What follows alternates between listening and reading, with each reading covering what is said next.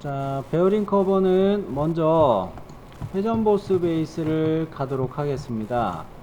정면 평면에서 회전 보스 베이스 가도록 할 텐데, 자, 요런 식으로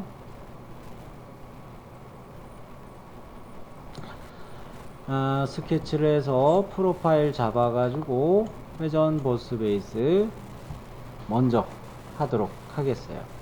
그러고 나서 좌측면도에 보이는 것처럼, 즉 위에 평면도에서 이렇게 본다고 치면, 평면도 방향에서 본다고 치면 요렇게 4분점에서 탄젠트하게 4분점에서 탄젠트하게 돌출을 이렇게 2번 추가로 만든다. 회전 보스를 1번 한다. 이게 큰 골자로 보겠습니다. 자, 세 파트 갈게요. 정면 평면에 스케치 가고요. 먼저 중심선을 커브 모양처럼 생각하면은 이 원점에서 오른쪽으로 두 번째 점을 찍어 그 중심선을 만든 상황입니다. 자, 이랬을 때 이 프로파일을 어떤 식으로 그릴까? 사각형 3개 정도 그려가지고 해결을 할게요. 코너 사각형 3개 정도 그려서 해결을 하는데, 먼저 이쪽에다가 원점에 일치하게 이렇게 하나 그리고, 그 다음에 이렇게 코너 사각형 하나 그리고, 그 다음에 일단 이렇게 우선 해놓고 이야기 할게요. 자, 코너 사각형을 이런 식으로 하나 그리고, 그 다음에 이렇게 하나 그렸어요. 자, 그랬을 때 나는 여기는 규격집에서 볼 겁니다.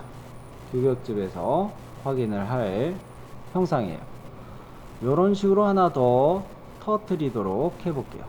즉, 코너 사각형 하나 더 추가합니다. 자, 이렇게 해놓고 나는 여기를 남기고 이 바깥의 것을 없앨 거예요. 코너 사각형 없애는데, 요소 잘라내기 지능형 이용해서 요래요래, 그리고 요래요래, 요런데 이렇게 터뜨렸어요. 자, 그러면은 가운데 있는 요 선들도 요소 잘라내기 지능형에서 얘를 건드려서 없앨게요. 어머, 이렇게 하다 보니까 은근슬쩍 비슷한 형상이 나와지고 있습니다. 한 번 더 보면은 여기에다 코너 사각형을 이렇게 추가해 가지고 여기 파내는 걸 또 해볼게요. 코너 사각형 위주로 쭉쭉 하는 중입니다.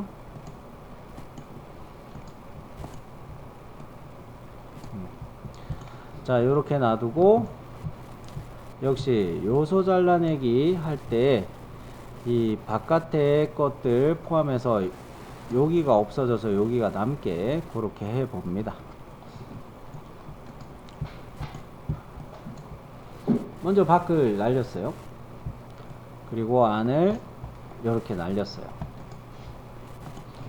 오, 이렇게 하니까 거의 모양이 나왔죠. 필렛을 제외한 이런 식으로 모양이 나왔죠. 자, 그러면 이제 치수를 재봅니다. 과제 도면에서 여기에서 여기까지 이게 오일실의 외경인데, 오일실의 경우는 규격집에서도 확인할 수 있어요. 이거를 축을 확인하면은 찾을 수는 있는데, 우선 외경을 먼저 잴 거고요. 외경을 먼저 잴 거고, 오일실의 나비, 레진 냄새 때문에 머리가 띵한 것 같아요. 아직도 오일실의 나비 이 두 가지를 도면에서 실측을 해 보려고 해요. 자, 일단 오일실의 외경은 28 청춘이네요. 28파이. 자, 오일실의 나비는 제 보니까 요거 4로 봐야 되겠습니다. 4에서 약간은 큰데 반올림은 안 돼요. 그래서 요거는 4로 보겠습니다. 즉 뭡니까? 요거 지름치수로 28 넣고서 여기에서 여기까지를 4로 이렇게 치수를 넣겠다는 얘기죠. 자, 그러면 치수를 넣어 볼게요.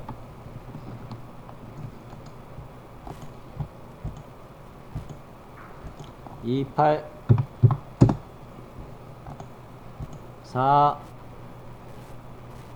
4.2로 갑니다. 쌤 4라며요. 이거는 규격재배에서 확인해 줄게요.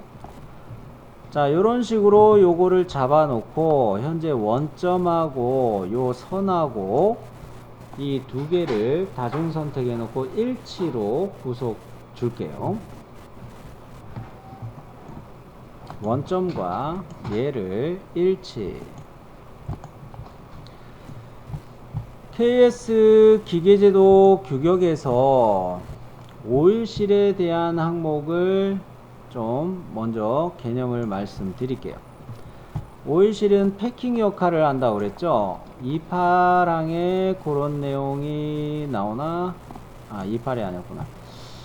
오일실은 38, 37 두 개의 항목에 있습니다. 오일실이 우선에 37항에 있고 38항에 오일실 부착 관계가 나와 있고요. 자, 그러면 찾아가서 37항목 보면은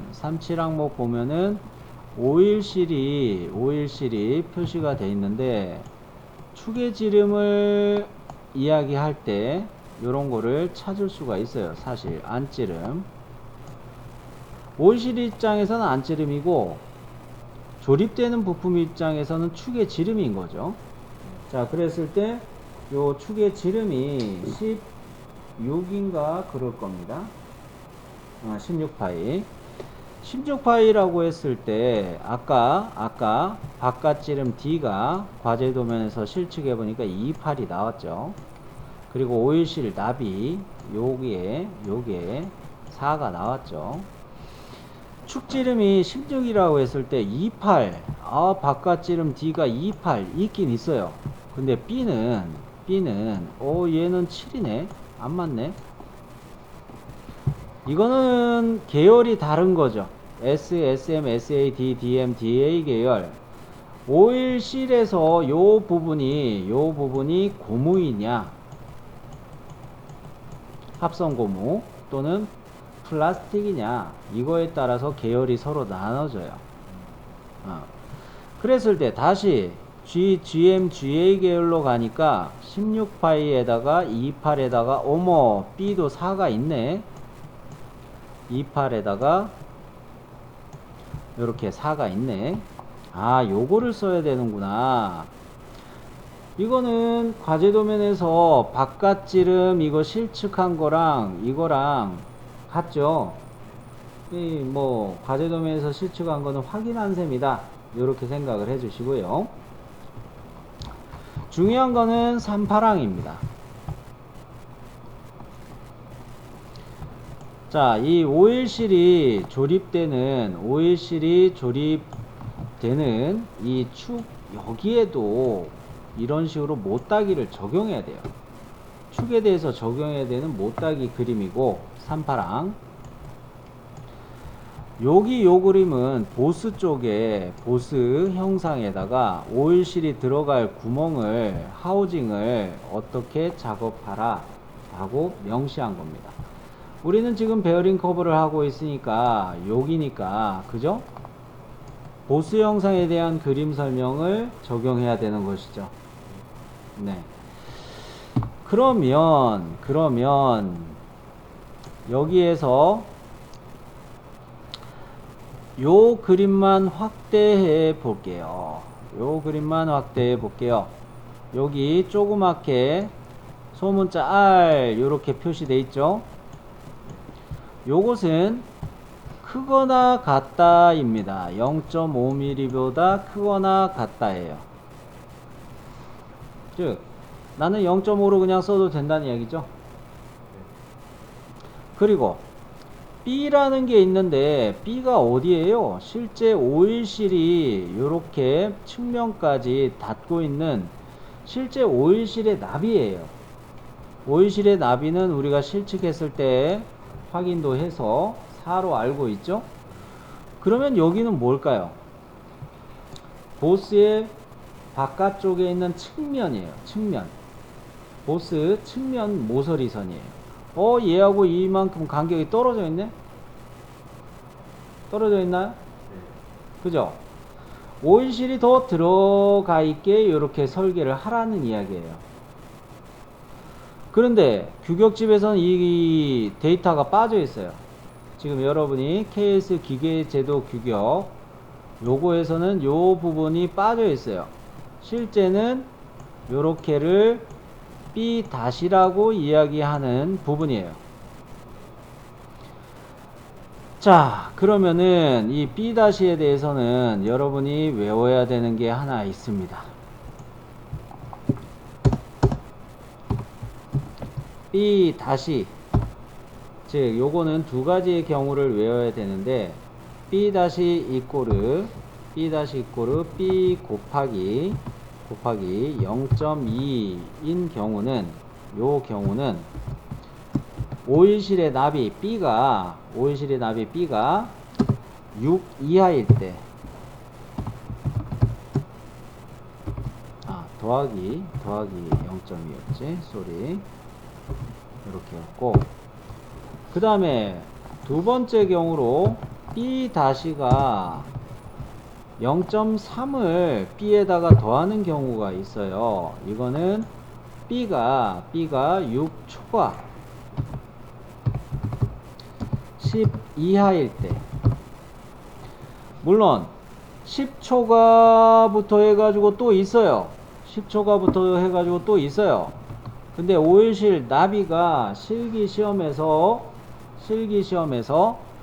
10 이상 되는 거는 거의 안 나와요. 그러려면은 이 오일실이 조립되는 축의 지름이 엄청 커집니다. 축의 지름이 엄청 커진다는 건 뭡니까? 과제도면 제출할 영지 영역을 벗어나는 부품들이란 거예요.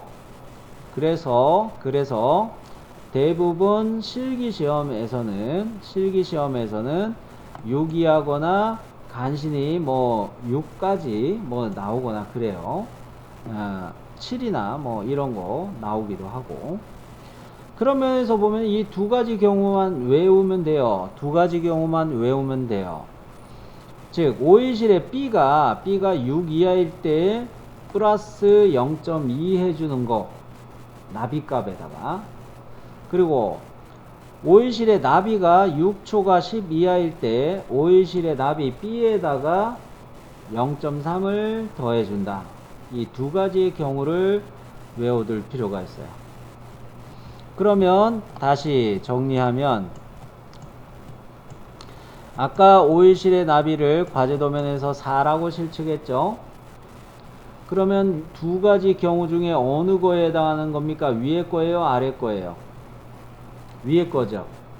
그래서 제가 뭐라고 했습니까? 여기에다가 4.2로 가시라고 솔리드웍스 스케치할 때 치수를 4.2로 넣으시라고 이렇게 말씀드렸던 거예요. 이해되셨나요? 그 다음으로 알파라는 각도가 있는데, 알파라는 각도는 못대기라는 이 표 안에 못대기라는 이 항목을 보면 15도에서 30도라고 이야기를 합니다. 근데 15도 면치는 별로 없어요.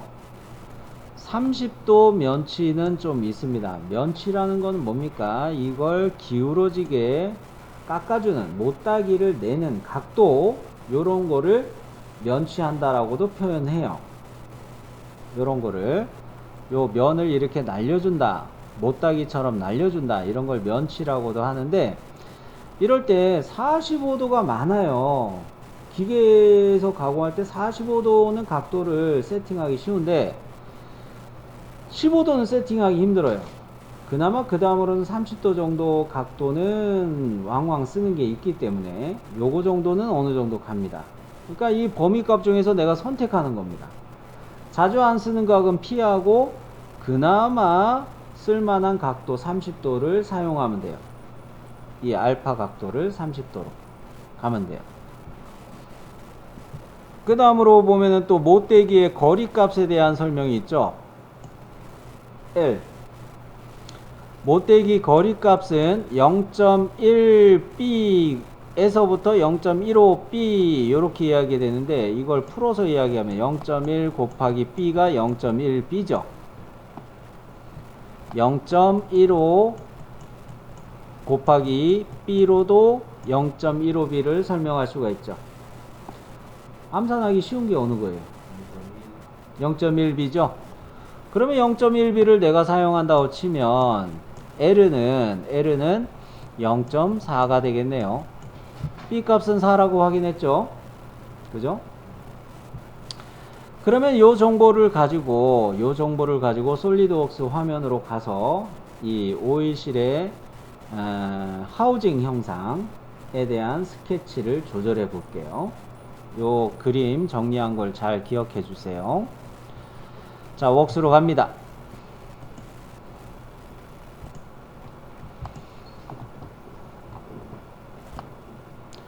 여기 요 형상을 조절하려고 하는 거였죠. 요거는 제가 앞서 뭐라고 말씀드렸습니까? 요거는 B-라는 애였다 라고 말씀을 드린 셈이에요. 4.2로 넣었던 것은. 그러면 여기에다가 선을 이렇게 그을 때, 이렇게 선을 그을 때 일치 해가지고 선을 하나 그을게요. 중간점 구석은 절대 뜨지 않게 선분을 그을게요. 자, 여기만 좀 확대했어요.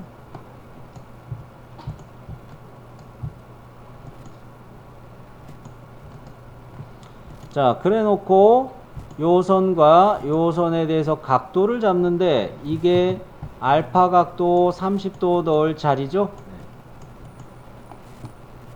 그러면 30도 기입할게요. 그리고 요렇게 선형치수 요것은 뭡니까? 0.4. 요게 0.1b에 해당하는 거죠. L. 소문자로 하면 구분이 안 되니까 대문자로 썼고요. 0.1b에 대한 이야기였죠. 곱하기 표시를 추가할까? 구분이 안 될 수 있으니까. 그죠? 그리고 요 30도 각도는 알파라는 각도입니다. 자, 요거는 굳이 이렇게 저처럼 기호들을 똑같이 표시하려고 애쓰지 마세요. 저는 규격집의 각 항목들을 여러분이 대조해서 보시게 하려고 이렇게 기호들 넣어 놓는 거예요. 여러분은 치수 숫자만 4.2, 0.4, 30도 요렇게만 기입이 되시면 돼요. 자, 여기까지 해서 여러분이 미리 해보신 거하고 좀 많이 달라지죠? 요거는 여기에서 이 지름은 288이었고요. 자, 집에 있는 분들 치수 잘 확인하고 계셨죠? 혹시 질문 있는 분?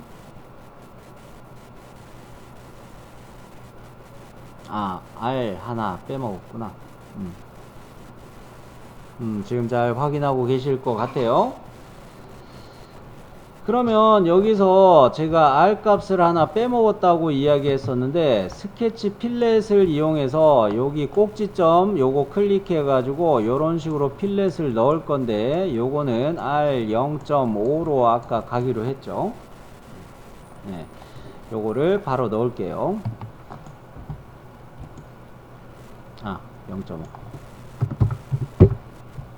값을 넣어놓고 꼭지점 클릭.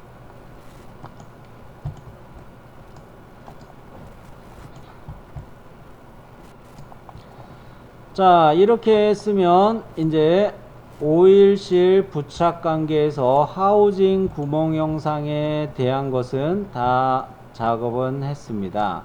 이제 요소 잘라내기로 정리만 하면 되겠어요. 자, 요소 잘라내기로 요것을 정리할 텐데 여기 부분을 확대해서 옆에다가 그리자면 이런 식으로 선이 교차해 있잖아요. 그죠? 이거 요소 잘라내기 할 때 지능형 쓰는 게 좋죠. 지능형 쓰는 게 좋죠. 지능형 이용해서 여기 클릭하고 여기 클릭하고 해서 이렇게 날리고 여기 클릭하고 여기 클릭하고 이렇게 날려서 얘네들을 없애주는 게 좋겠어요. 지능형이 좋아요. 코너 옵션을 이용해서 정리하는 게 좋겠네요. 자, 해봅니다. 코너 옵션으로 바꿨어요. 화면을 확대, 클릭 잘 되게 확대해 놓고 선 클릭하고 선 클릭하고 안쪽으로 클릭하죠. 요 안쪽을 클릭하고 안쪽을 클릭하죠. 자, 그러면 바깥쪽에 교차돼서 나갔던 것들이 정리됐네요. 자, 요렇게 오일실 부착 관계에서도 하우징 형상에 대한 부분은 마무리가 된 겁니다. 자, 그 다음 영상을 볼게요.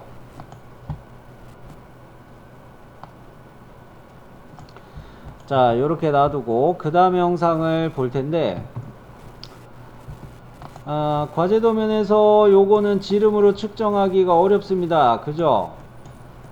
중심선까지 반지름 치수를 재가지고 요 선을 중심선 두 번째 선택하고 여기 3번 클릭해서 지름 치수로 기입할 때 사용할 거예요. 자, 요거 반지름을 재 보니까 약간 직선 구간이 있긴 있어요. 그래서 21로 보이고 반지름이 21로 보이고 자, 그러면은 얘가 암산으로 그냥 42파이다 요런 거는 확인이 되죠. 그러면 요거는 42파이로 지름 치수를 넣을게요. 자, 지능형 치수에서 42파이.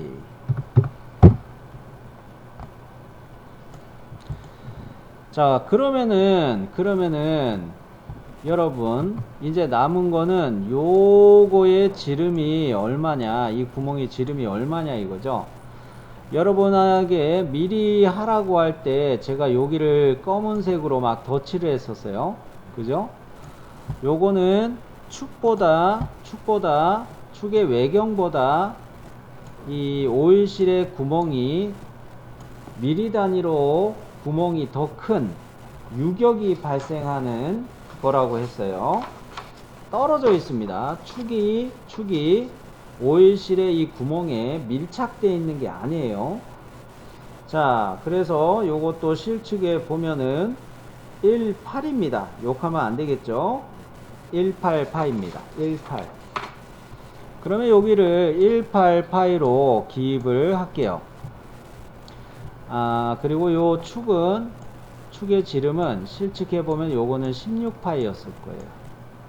16파이고 얘는 18파이고. 즉 1mm의 유격이 있는 거예요. 공간이 떨어져 있다는 거죠. 떨어져 있다. 오케이? 자, 그러면 요거하고 요렇게 18파이.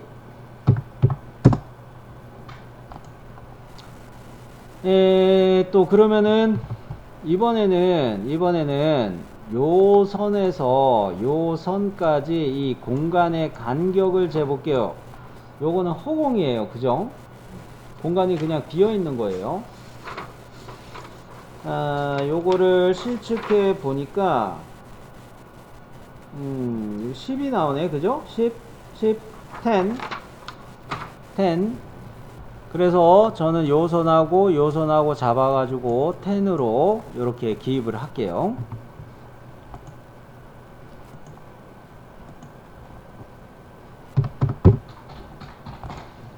자, 그 다음에 요거 공간이라고 했던 요거 지름으로 공간이 지름 구멍으로 원통 구멍으로 여기가 공간이 되어 있는 거죠. 얘도 직경을 재보면 외경을 재보면 32파이가 나오네요. 요거하고 중심선하고 해가지고 32파이. 그랬을 때 요선하고는 아직 파란 색깔이죠. 완전 정의가 안 됐습니다. 이럴 때는 어떻게 가느냐, 원점 위치에서부터 요거 끝까지 전체 폭의 나비 치수를 아예 재버리는 게 맞겠어요. 자, 이 나비 치수를 재보니까 17이 되네요. 17. 자, 그러면 무슨 말입니까? 전체 요 나비의 치수를 여기에다가 17로 넣으면 되겠어요. 어머, 요랬더니 여기 애들이 밑에 애들이 좀 엉켰죠? 그죠? 자, 요 선을 클릭해서 좀 왼쪽으로 옮길게요. 그리고 요 선을 클릭해서 요쪽으로 또 옮길게요. 왼쪽으로. 요래주면 이제 비슷한 모양이 됐고요. 치수들을 좀 몰아놔서 여러분이 확인할 수 있게 할게요. 이 정도로 이렇게 놔두고. 화면이 작으니까 이게 좀 몰아놔야 될 것 같아요. 자, 그러면 이번에 남은 거는 요거의 외경하고 요거 깊이값하고 외경하고 요렇게 외경하고 파고 들어가는 깊이값을 나타내는 요 선하고 요거 봐야 되겠죠. 자, 도면에서 요거의 원통 외경, 참 이거는 제일 필요 없습니다. 그죠? 요거 본체의 베어링의 하우징 구멍을 스케치할 때 이거 지름 얼마로 갔나요? 42파로 갔죠. 왜? 6004 베어링의 외경이 42파였거든요. 그러면 그 구멍에 조립하는 베어링 커버가 42파이 아니면 조립이 안 되겠죠. 자, 그래서 요거도 지름 치수를 42로 기입할게요. 42파이. 자, 이런 거는 본체 하던 치수들하고 바로 확인이 되는 겁니다. 이건 뭡니까? 감독관 입장에서 실기시험 볼 때 감독관 입장에서 치수를 다 대조할 때 본체 베어링 이 조립될 하우징 구멍의 지름은 42파이로 했는데 베어링 커버 쪽에는 이거를 43으로 이렇게 내가 치수를 넣어 버렸다. 이거 조립 안 되네. 치수 틀렸네. 바로 감점이 되죠. 조립되는 연관되는 형상들은 바로 확인이 되는 거니까 요런 거는 주의하시기 바랍니다. 그리고 요 선에서 요 선까지 이제 요 간격 치수를 도면에서 확인해 볼 텐데 요거는 아마 3이었던가?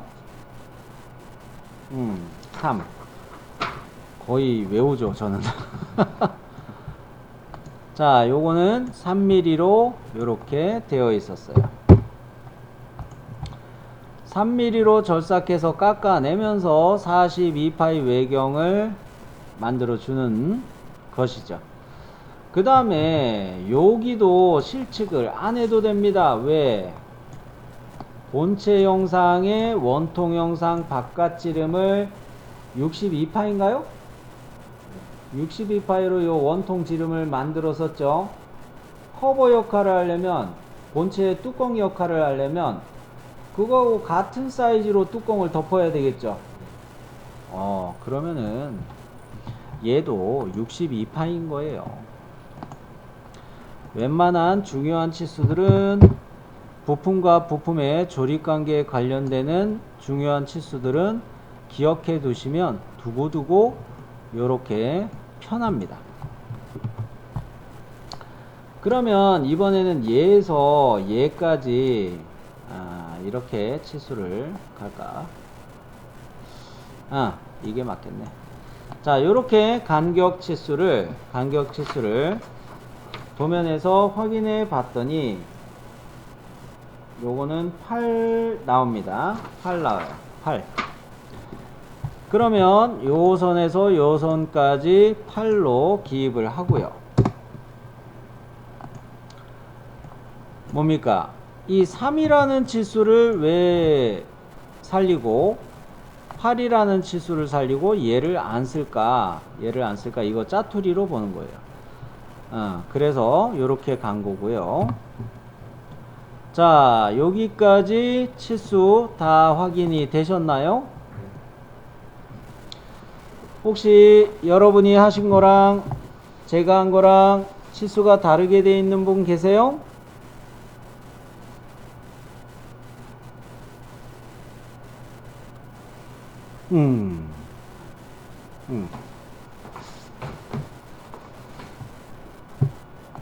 다 되셨으면 자, 회전 보스 베이스 저도 갈게요. 에러 나신 분 없죠? 문제 없죠? 네. 확인. 베이스 피처를 만들어 줬으니까 이 파트를 저장하도록 할게요. 이거 별거 아닌 것 같았는데 은근슬쩍 어렵죠? 자, 얘는 파트 파일을 저장하실 때 05 베어링 커버 다시 동력 전달 장치 04. 자, 이렇게 파트 파일 이름을 저장하도록 합시다. 폴더는 당연히 동력 전달 장치 4번 폴더죠. 자, 폴더에 꼭 넣으세요. 폴더 안에다가 꼭 넣으세요. 어셈블리에 관련된 파트 파일들은 반드시 해당 어셈블리명 폴더에 다 들어가 있어야 됩니다. 자, 그러면 요거는 저장을 한 상태이고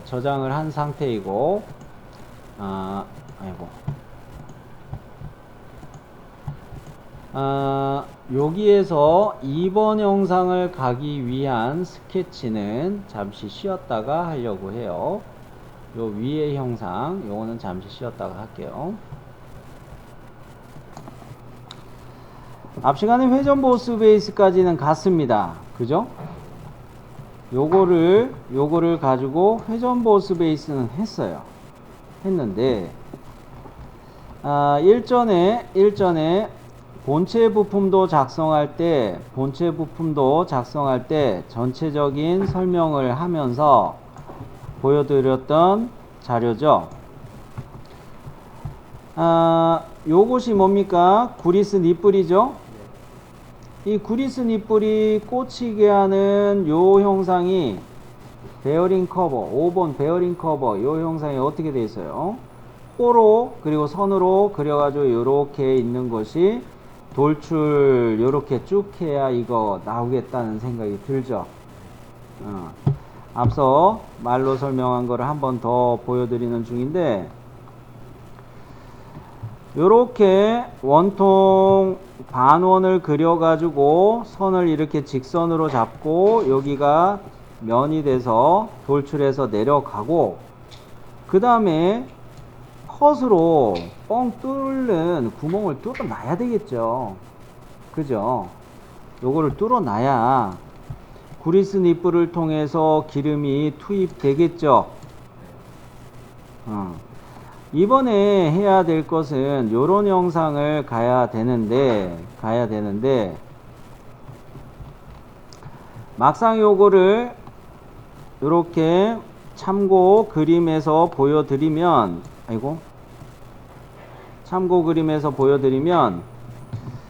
여기에 필렛이 잘 적용이 안 돼요. 너무 짧아서 이거 필렛 적용이 안 돼요. 이게 문제입니다. 뭐냐? 요렇게 된 애에다가 바로 그 탄젠트하게 맞춘 상태에서 이 원통 형상이 이렇게 내려가는 거 아닙니까? 그랬을 때 요게 R3이 적용될 수 없는 길이에요. 요게 R3이 적용될 수 없는 모서리 선이에요. 필렛에서 자꾸 에러 날 수밖에 없어요. 여기가. 그럼 요 그림은 어떻게 해서 이거 필렛을 적용한 건가요? 자, 주물이죠. 쇳물을 부어서 만들죠. 쇳물을 부어서 만들 때 이만큼이 더 있었어요. 이만큼이 더 있었고, 검은색으로 제가 표시하는 것처럼 절삭을 해서 이 면을 날린 거예요. 그러면 쇳물을 부어가지고 주물로 만들 때는 여기에 필렛이 있었겠죠. 그러니까 이 형상을 만들고서 필렛 적용하고 그 다음에 면을 날려야 되는 거예요. 그러니까 피처 생성해서 요거 돌출 보스 베이스 할 때 요거를 좀 위에서 돌출 보스 베이스 하고 그 다음에 필렛 주고 날려야 되는 거예요. 요거가 난감했을 겁니다. 시험장에서 이런 영상 만났다면 여러분 되게 당황할 수 있는 부분이에요. 필렛이 안 들어가네. 자, 그러면 요거를 참조해서 보도록 합니다. 일단 그려야 되는 형상은 등각보기 화면이라서 좀 돌렸고요. 이 윗면하고 평행하면서 이 플랜지 여기 날개에 탄젠트하게 접하면서 윗면하고 평행한 요런 평면이 필요한 거죠. 근데 요거 가지고는 좀 전에 이야기한 것처럼 필렛에 문제가 생겨요. 그거보다 더 높아야 돼요. 그러면 요 선에서 중심선에서부터 여기까지가 36이었던가 31이었나 31?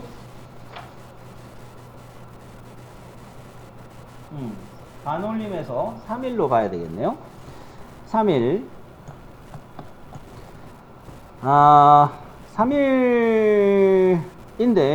3일인데 이 말은 뭐냐면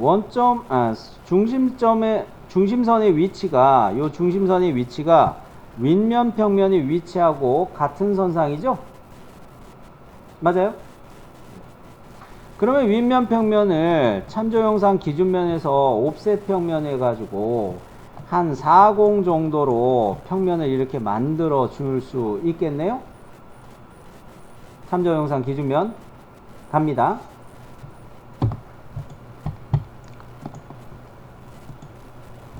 참조 영상 기준면에서 제일 참조를 뭐를 누른다? 윗면 평면을 클릭한다. 옵셋 평면으로 바로 들어가죠? 이럴 때 제일 참조 윗면 평면에서 거리 값을 40으로 넣어주면 내가 원하는 위에 있는 위에쯤에 이렇게 평면이 만들어지겠다는 거예요. 자, 40. 그러면 여기에서 스케치를 할게요. 면의 수직보기. 요 면에서 스케치 하는데 이것도 잘 이해하셔야 돼요.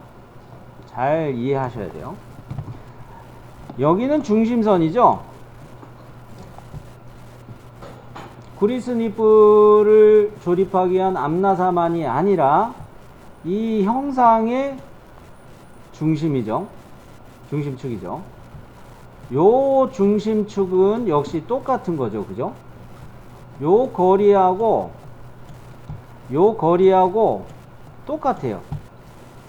그래서 우리는 이게 이렇게 된 형상이다 라고 이야기했던 거예요. 그러면 요걸 재보면 8이 나올 겁니다.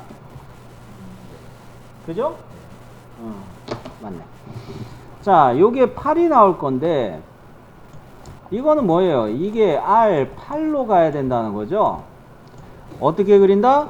여기다가 3.5를 그리는데 3.5를 이런 식으로 첫 번째 점 잡고 두 번째 점 잡고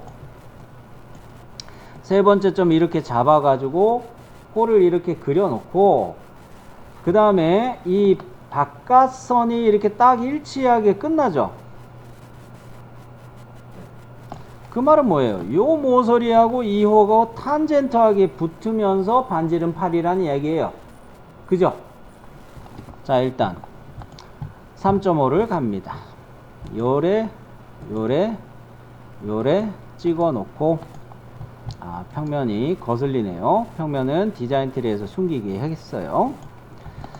자, 요래 놓고 요 모서리하고 이 홀을 다중 선택해서 탄젠트 구속 그래 놓고 반지름 8을 미리 좀 넣습니다. 위치를 다 잡고 저는 보통 하는데 오늘은 순서를 좀 바꿨어요.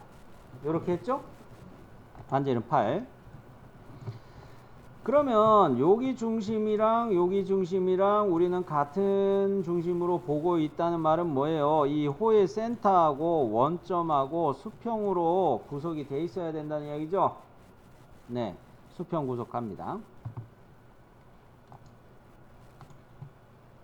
원점하고 센터하고 수평. 자, 그러면은 또 생각해 보면은 여기에서 여기까지도 얼마가 나오냐면 요게 8이 또 나올 거예요. 8이 또 나올 거예요. 앞서 이거 회전 보스 베이스 할 때 8이었던 거 기억나시죠? 요거 간격 8이었던 거 기억나시죠?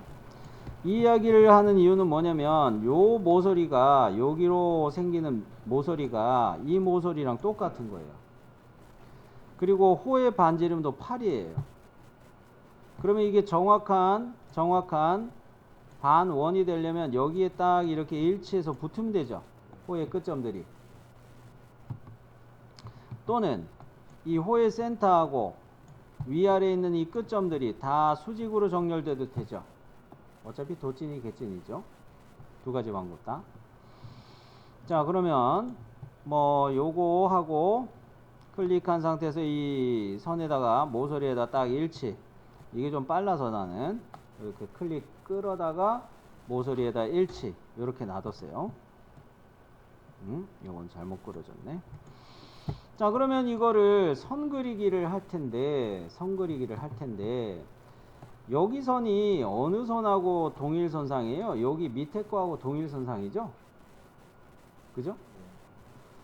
그 말은 이렇게 반원이 그려지고 난 다음에 선이 이렇게 그려질 때 요게 여기까지 이렇게 그려져서 이게 이렇게 나오는 거죠? 그러면 뭐예요? 요 끝점이 여기까지 가서 일치, 끝점 여기까지 모서리까지 일치. 지금 제가 파랗게 덧칠하고 있는 이 모서리가 여기 동글뱅이 표시한 요 선상하고 똑같은 거죠? 그죠? 그러면 선 그리기를 이어서 합니다. 요렇게 일치. 탄젠트 조건도 주셔도 돼요.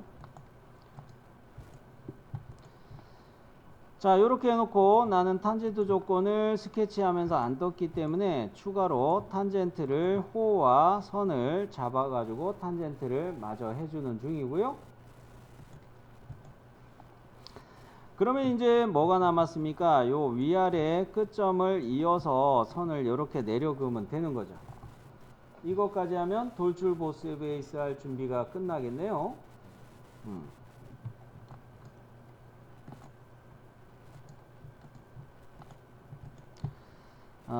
요게 또 아까 일치 잡았던 게 풀렸나 보네. 그죠? 네. 자, 요렇게 되면은 요것이 요 상태에서 요 스케치가 이 아래를 향해서 돌출 보스 베이스 할 때 옵션은 방향 1의 옵션은 뭐로 쓰는 게 좋을까? 다음까지 깔끔해요. 요 방향으로 다음까지 돌출 보스 베이스 하면 깔끔해요. 자, 갑니다.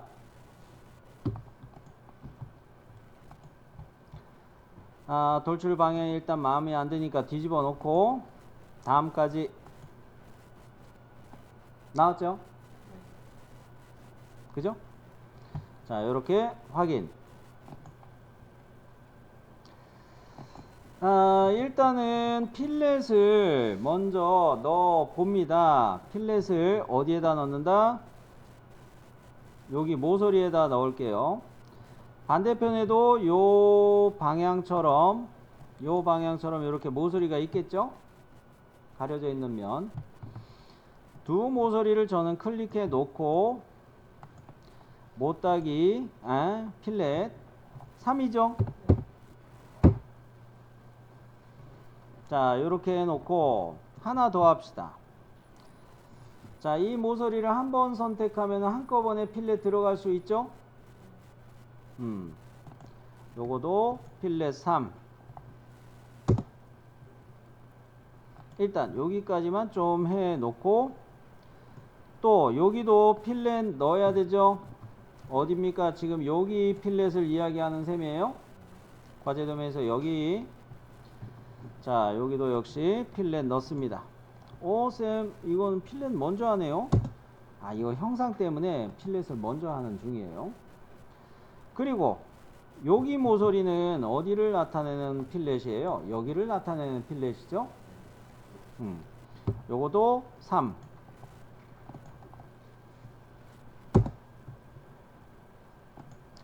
자, 그러면 이쪽에 있는 모서리 아무거나 하나 선택하고 필렛 갈게요. 요거 클릭하고 필렛. 뺑 돌아갔죠?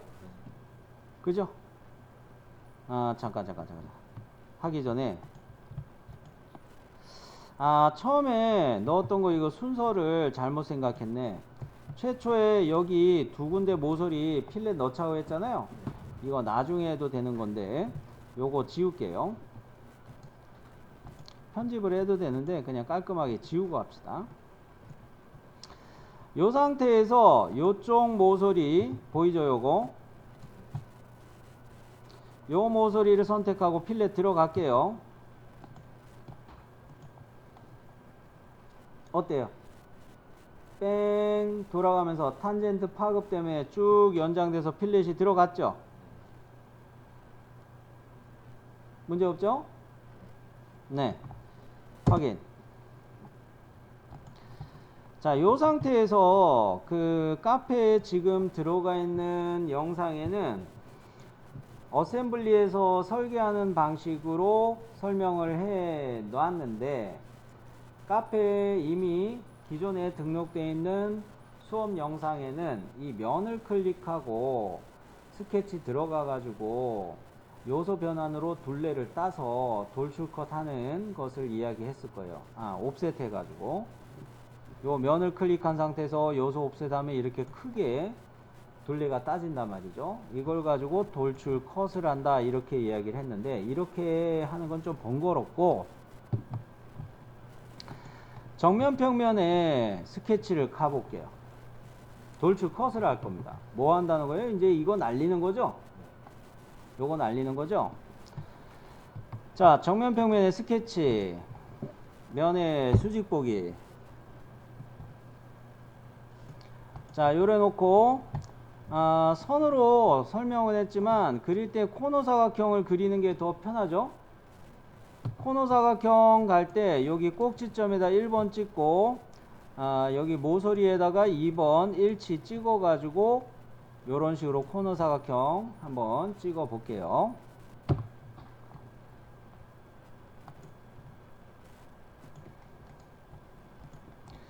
자, 그러면은 지금 파란 색깔로 되어 있는 이 바닥의 수평선이 원점에 대해서 아까 과제 도면에서 요거를 실측하면서 31이라고 이야기했던 것처럼 이 선의 위치를 31로 잡고 돌출 컷을 하면 되는 것이죠.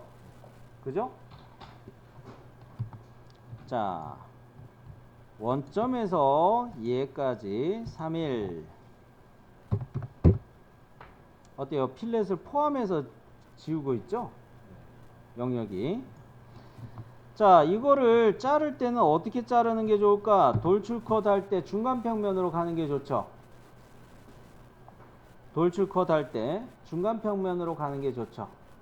정면 평면에서 스케치 했으니까. 자, 그러면 중간 평면 가는데 이거는 깊이 값을 넣어야 되죠. 컷에 응? 컷에 관통 양쪽 이거는 잘 안 쓰죠. 지금 우리가 잘 안 써왔어요. 옛날 버전에는 관통까지만 있었는데 관통 양쪽이라는 건 뭐냐, 스케치면을 기준으로 양방향으로 쭉 관통한다는 얘기예요. 자, 요걸로 그냥 이렇게 쫙 잘라 버립시다. 어때요? 필렛 쪽이 이렇게 정리되는 게 보이죠? 이렇게 정리되는 거 보이죠? 여기에 필렛 안 넣었을 리가 없어요. 그러니까 출판사에서 이런 거는 제대로 안 해놓은 것 같다라고 저는 첨언하고 싶어요. 주조 영상이라면 요런 데 필렛을 안 넣을 수가 없어요. 안 넣었을 수가 없는데 요거는 좀 빼먹은 부분인 것 같다, 그렇게 생각이 됩니다. 막상 또 요 부품에 대해서 설명하는 그림에 보면은 그게 주조 형상인 것으로 다 또 설명이 돼 있어요. 이건 모순이죠, 이거는.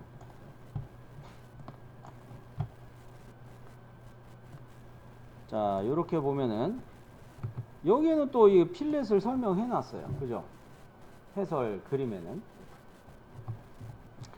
자, 그러면서 요거는 주조로 만드는 형상이라는 원론적인 부분으로 접근을 해 보시면 요런 부분이 해결이 되는 것이었습니다. 좀 어려운 부분이었어요. 사실은 이거 모르고 했기 때문에 여러분은 다 제가 지금 설명한 거하고 틀린 결과였을 거예요. 그죠? 그죠? 자, 그러면 이제 구멍가공 마법사로 말도 많았던 구리스 니플 구멍을 가 봅니다. 구리스 니플은 요거는 규격에 바로 나와 있는 거예요. M6입니다. M6입니다. 규격집에서 구리스 니플을 찾아 드릴게요. 구리스 니플이 20항인가? 10항인가?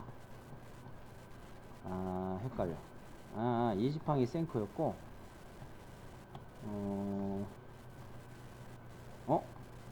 더 밑이었다. 간만에 보니까 감이 녹슬었네요. 3,4만 거였네. 자, 3,4망에 보면은 구리스 니플이 M6 피치값 7.5라 표시가 되어 있습니다. 이거 가는 나사인가? 피치값 표현하면 가는 나사라고 한 적이 있죠? 확인해 봅시다. 일반 나사예요. 미터 일반 나사.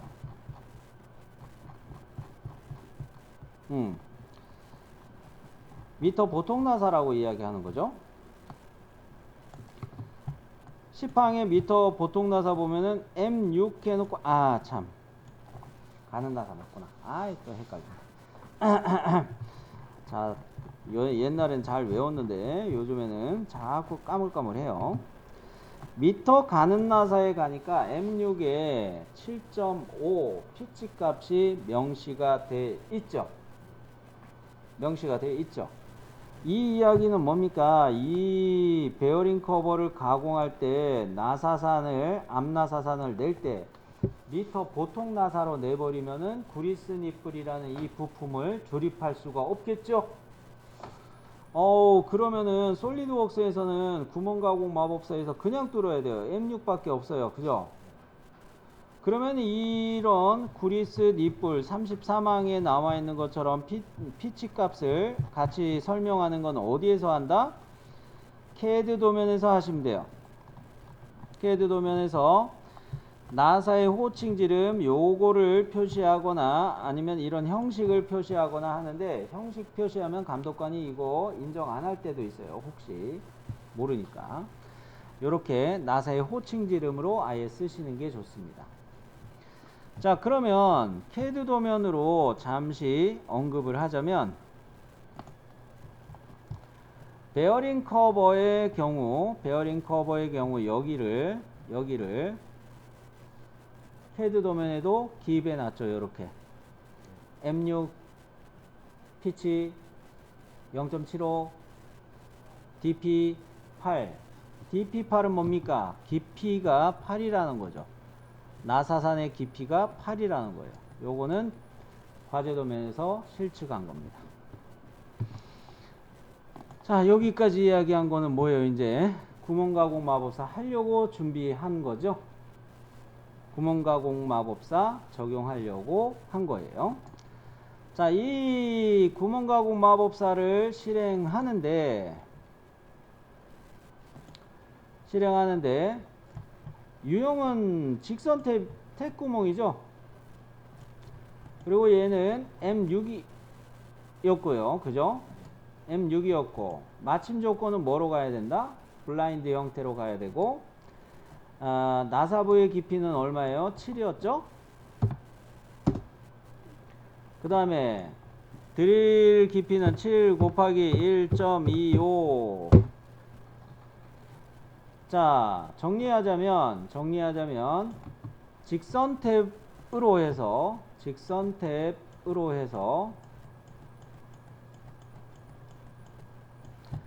탭 구멍에 M6 블라인드 형태로 마침 조건을 선택해 놓고, 맨 밑에 요 창이 나사의 깊이죠. 나사의 깊이에다가 7, 그리고 위에 창이 드릴 끝자리입니다. 드릴 끝자리에다가 7 곱하기 1.25배 요렇게 해서 정의를 했습니다. 여기까지 정리됐나요? 네, 그러면은 위치 탭으로 갑니다. 면은 제가 커서로 가리키고 있는 컷 돌출로 인해 생긴 요 면을 잡으면 되겠죠. 그 다음에 위치는 어떻게 한다? 커서로 이렇게 모서리에 가져다 대니까 센터 표식이 떴죠. 보이죠? 그죠? 이렇게 센터에다가 일치를 보고서 클릭하면 돼요. 됐어요? 확인. 그러면 저만 잠시 설명하느라고 이렇게 단면 보기 켜가지고 보여드릴게요. 자, 우리 과제 도면에서 이제 뭐가 남은 겁니까? 요거 뚫어야 되는 거죠. 그죠? 자, 그러면 스케치면을 어디로 잡아야 되겠어요? 이 윗면을 잡아야 되겠죠. 윗면을 잡아야 되겠는데, 방금 구멍 가공 마법사로 뚫어 놓은 거에 꼭지점이 보일 겁니다. 요 꼭지점이 보일 거예요. 요 꼭지점에 맞춰가서 원 2파이짜리 그려서 빵 뚫어줘야 돼요. 다음까지죠? 다음까지 빵 뚫어줘야 돼요. 그러면 요 면에서 또 스케치 시작합시다. 구멍 가공 마법사 해도 되는데 그냥 돌출 컷으로 갈게요. 빨리 하려고. 스케치. 자, 여기 꼭지점이 요거 보이나요? 그죠? 여기 꼭지점. 여기에다가 원의 중심을 잡아가지고 2파이짜리 갑니다.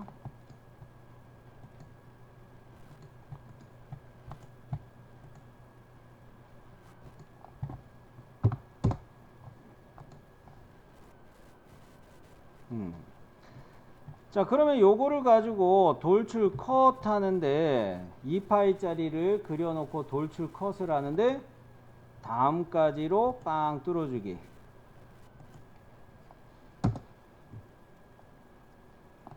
그리고 단면 보기 다시 확인해 줄게요. 자, 과제도면하고 똑같죠, 이게. 이렇게 안에 측면하고 구멍으로 뚫리는 실루엣하고 일치하게 나온 게 정답이에요. 그죠? 그러면은 요 형상까지는 왔고요. 요거 이야기하면서 여기 필렛이 안 들어갔죠. 필렛이 안 들어갔는데 잘 보세요. 저만 잠깐 보여줄게요. 요거 클릭한 상태에서 요 모서리 클릭한 상태에서 필렛 넣으면 이게 필렛 3이 에러가 나요. 구멍 때문에. 그럼 뭡니까? 피처의 순서를 바꾸자는 이야기예요. 롤백 바를 컷 돌출 위로 싹 올려놔요. 잠시 얼음이죠? 자, 요거 살짝 올려놓고 요 모서리를 여러분도 하고 있는 거죠? 이렇게 하고 있는 거죠? 요 모서리를 필렛 3으로 가는 거예요. 그러고 난 다음에 롤백을 다시 내릴게요. 컷 돌출 요거 살리기 위해서 롤백을 내릴게요. 오, 살아났죠? 자, 피처 편집의 순서를 조절하기만 하면 이런 부분은 해결이 됐었다는 거. 자, 그러면 이제 중요한 거는 거의 돼 가는데, 자, 요거에서 구멍가공 마법사로 카운터볼을 뚫어야 되겠습니다. 왜 카운터볼이라고 이야기하는 거예요? 볼트 머리가 매립되게 그려져 있죠. 이걸 카운터볼이라고 한다고 그랬죠. 자, 요걸 뚫어줘야 되는데 얘는 4분점 위치에요. 4분점 위치에 할 수 없죠. 그리스 니플 자리 때문에 어차피 안 돼요. 좌측면도에도 보면 이 위치가 명확하게 설명이 돼 있어요. 그래서 본체 할 때도 이거 주의해 가지고 맞춰 놨습니다. 자, 어느 면에 스케치한다? 요 면에 스케치 할게요. 여기서 스케치 할 건데 이 면인 셈이죠? 요 면에 맞춰서 스케치 하는 셈인데 에러가 나요. 문제가 하나 생겨요. 맞아요. 필렛을 먼저 했기 때문에. 자, 그것은 돌출 컷을 한 번 더 해야 됩니다. 일단은 지금 제가 선택한 면에 스케치를 들어갈게요. 요 면에 스케치 들어와서 본체를 작업할 때 센터 서클 지름, 앞나사의 센터 서클 지름 몇 파이로 갔었나요?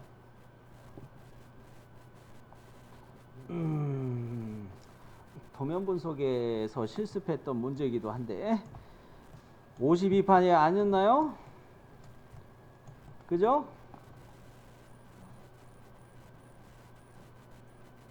엄마? 다르게 했어요?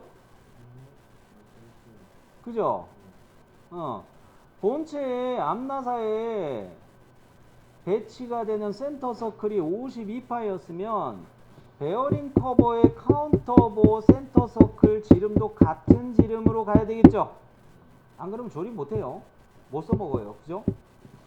자, 그러면 중심원을 원점에다가 잡아서 이렇게 클릭해 놓고 보조선으로 미리 바꾸고요.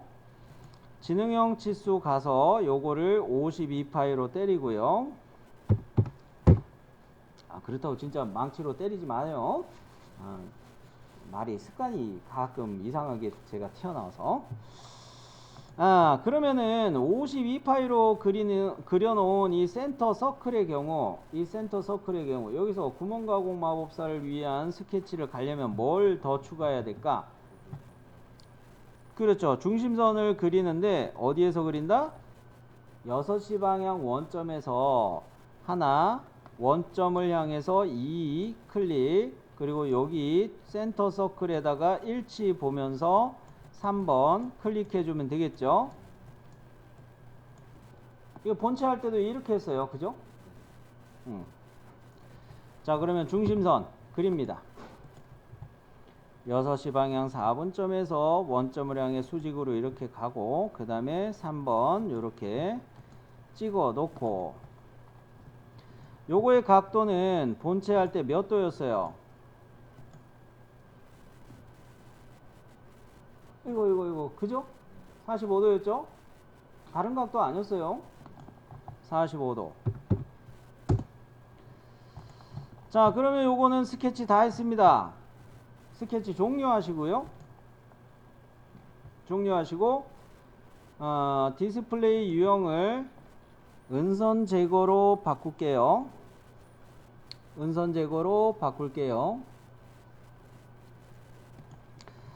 제거로 바꿔놓고, 지금 면의 수직 보기 형상이니까 구멍 가공 마법사 바로 갑니다. 이 본체의 앞나사는 M 몇이었어요? 자신있게 M4였죠? 맞아요. 그것을 물어보는 이유가 있습니다. 우리는 다른 소프트웨어와 달리 카운터 보호 요거 선택하면 솔리드웍스에서는 표준 규격 KS 구멍 붙이 볼트 KSB 1003 구멍 스펙을 M4로만 지정해주면 이 머리부의 형상을 치수를 따로 넣지 않아도 돼요. 카운터보가 어느 볼트를 쓰느냐 크기에서 선택만 해주면 카운터보의 지름과 깊이가 다 결정이 나요. 솔리드웍스 만세. 그 다음에 마침 조건은 다음까지로 갈게요. 여기까지 체크했죠? 네, 그러면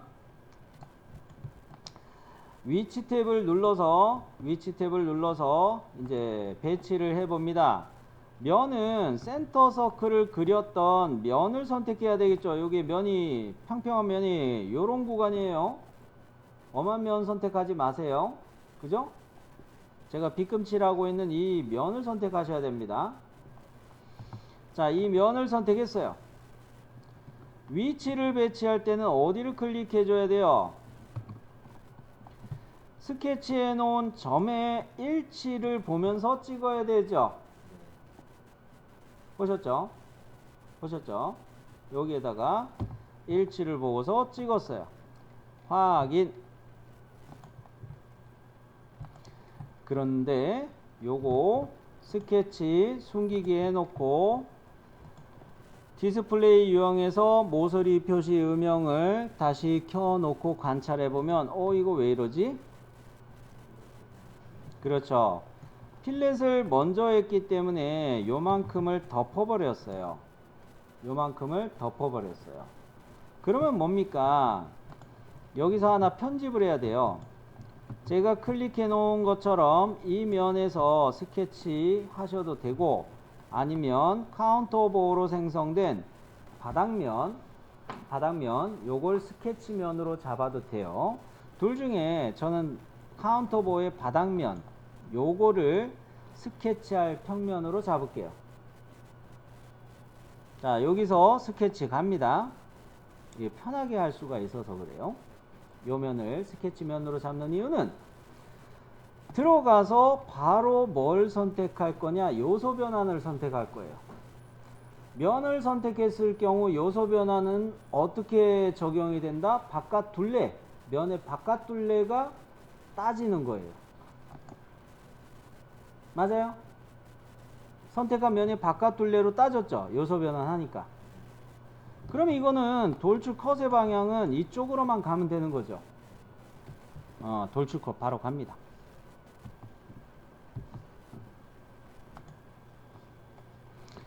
방향을 뒤집고 다음까지 이제 필렛 때문에 덮인 거는 정상적으로 제거가 되네요. 쌤요, 그러면은 카운터보 이거 이렇게 또 맞춰서 3개 마저 하고 난 다음에 돌출 것을 또 하고 해야 되나요? 아니죠. 뭐죠? 원형 패턴을 가는 거죠. 자, 아무것도 선택 안 돼 있게 여백을 클릭했습니다. 그래 놓고 원형 패턴을 갈 거예요. 피처의 원형 패턴 하는데 저는 파라메터의 회전축부터 먼저 잡으려고 강조하죠. 자, 회전축을 나타낼 만한 원통면은 많아요. 그죠? 요런 것도 있고 요런 것도 있고 요런 것도 있고 원통면은 엄청 많아요. 그죠? 제일 바깥에 있는 게 선택하기가 쉽죠? 다 동심축이니까. 그죠? 요 면을 잡고 개수는 인스턴스 개수는 4개고 동등 간격이면서 360도에서 채운다. 자, 그러면 이제 피처를 선택해 볼까요? 피처를 선택하는데 피처 및 면 여기 클릭해 놓고 저는 뭐뭐를 클릭할까요? 카운터 오버만 선택할까요? 밑에 있던 컷 돌출도 추가하는 거죠. 2개를 다 추가해 주세요. 2개를 다 추가해요. 자, 그러면 확인. 깔끔하게 나왔나요? 원형 패턴 잘 됐어요? 자, 그러면은 이제 남은 건 뭔가 봅시다. 뭔가 하나 더 해야 돼요. 퀴즈. 뭐가 남았을까?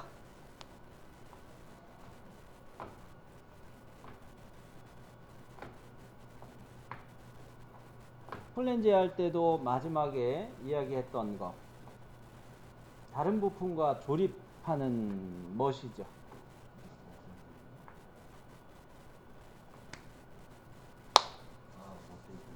못대기. 조립 방향 못대기죠. 이 5번 베어링 커버는 이 방향에서 이렇게 끼워지는 거죠. 그러면 여기가 각진 모서리로 이렇게 남아 있으면 안 되겠네요. 자, 여기서 이제 좀 고민이 생기긴 해요.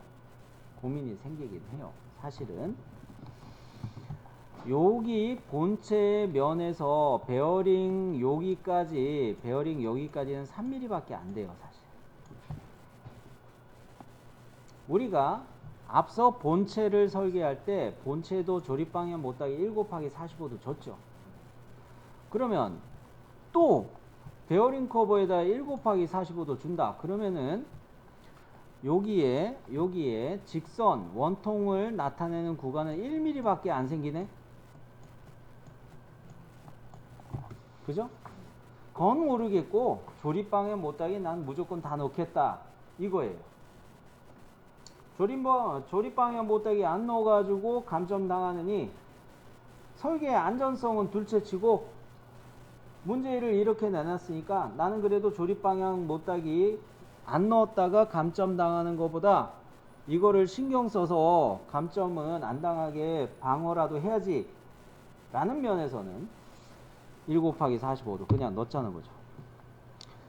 내가 설계적인 입장으로 생각을 한다면은 안 넣죠.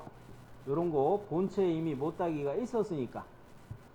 네, 시험에서 내가 감점 그나마 안 당하기 위해서는 요렇게 방어적인 측면으로 1 곱하기 45도를 더 생각할 수는 있어요. 이해되셨나요? 인생은 선택의 연속이에요. 자, 그러면 요렇게 못다기 요거 넣어놓고 세이브. 중간에 세이브를 한 번도 안 했네. 중간중간에 나는 누르기는 했는데 여러분한테 말은 안 한 것 같아요. 자, 그러면 베어링 커버 5번에서 빠뜨린 거 있는지 확인하세요. 여기까지 베어링 커버였습니다.